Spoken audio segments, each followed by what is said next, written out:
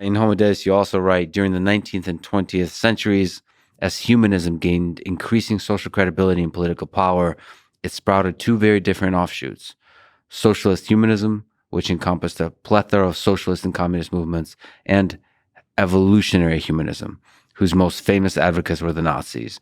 So if you can just linger on that, what's the ideological connection between Nazism and communism as embodied by humanism? And humanism basically is, the focus is on humans, that they are the most important thing in the world. They move history.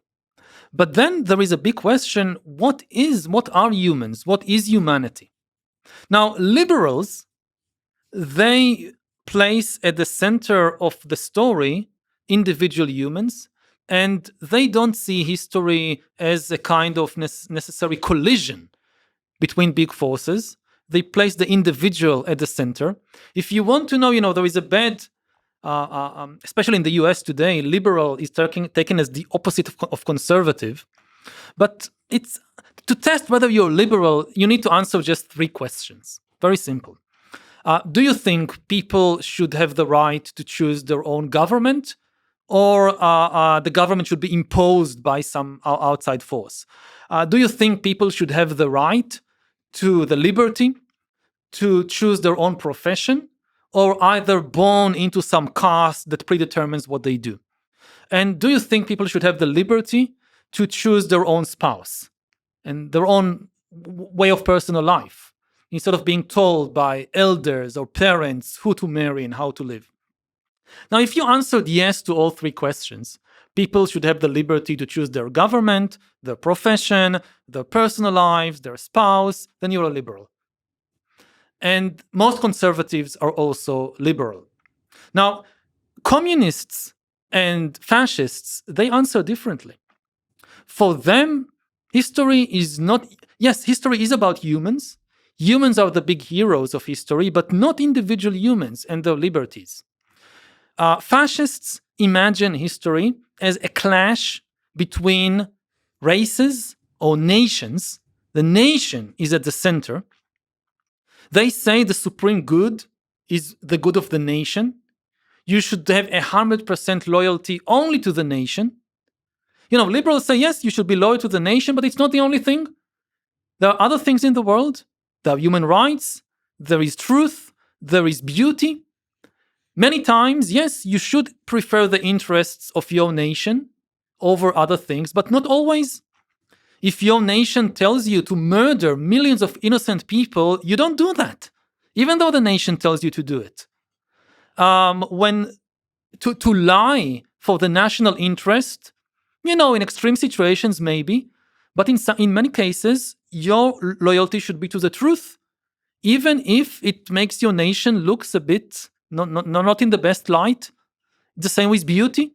How does a fascist determine whether a movie is a good movie? Very simple. If it serves the interest of the nation, this is a good movie. If it's against the interest of the nation, this is a bad movie. End of story. Liberalism says no. There is aesthetic values in the world. We should judge movies not just on the question whether they serve the national interest, but also on artistic value.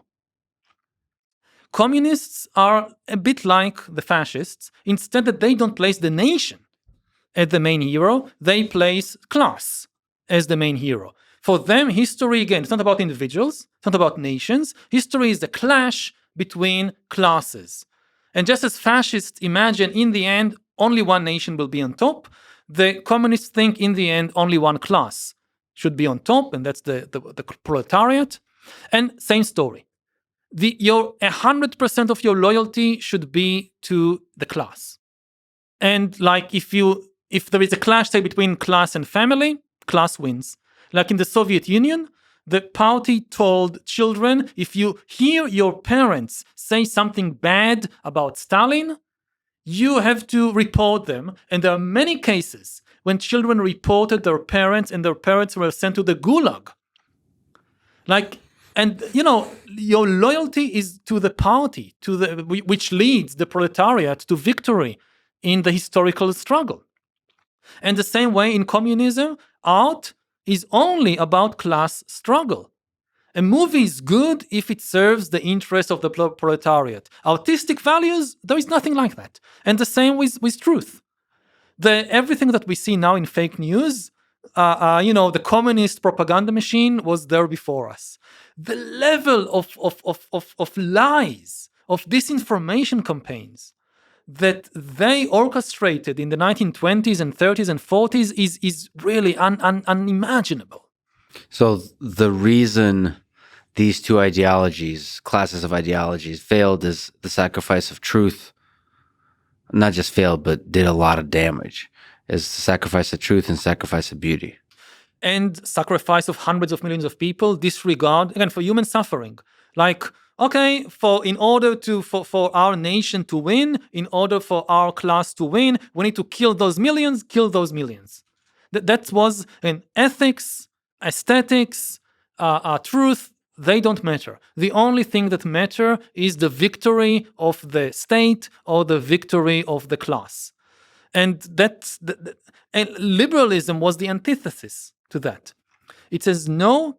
Not only it has a much more complicated view of the world. And both communism and fascism, they had a very simple view of the world.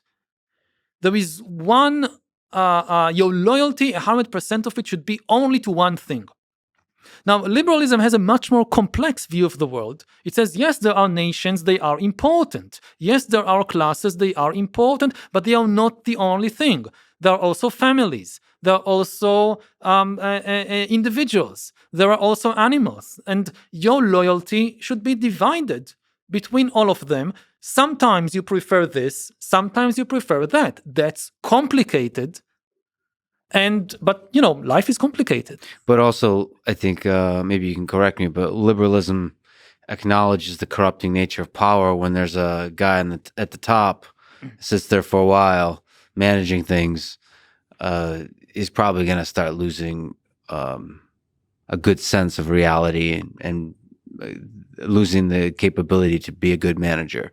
It feels like the communist and fascist regimes don't acknowledge that basic characteristic of human nature that power corrupts. Yes, they believe in infallibility. Yeah, they are in this sense they are very close to being religions.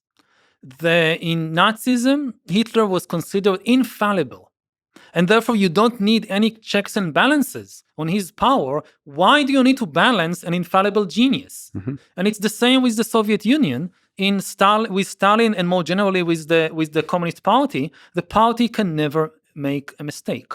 And therefore you don't need independent courts, independent media, opposition parties, things like that, because the party is never wrong. You concentrate the same way 100% of loyalty should be to the party, 100% of power should be in the hands of the party. The whole idea of liberal democracy is embracing fallibility. Everybody is fallible. All people or leaders or political parties or institutions. This is why we need checks and balances, and we need many of them. If you have just one, then this particular check itself could make terrible mistakes. So you need, you need a press, you need the media to serve as a check to the government. You don't have just one newspaper or one TV station. You need many so that they can balance each other. And the media is not enough. So you have independent courts. You have free academic institutions. You have NGOs. You have a lot of checks and balances.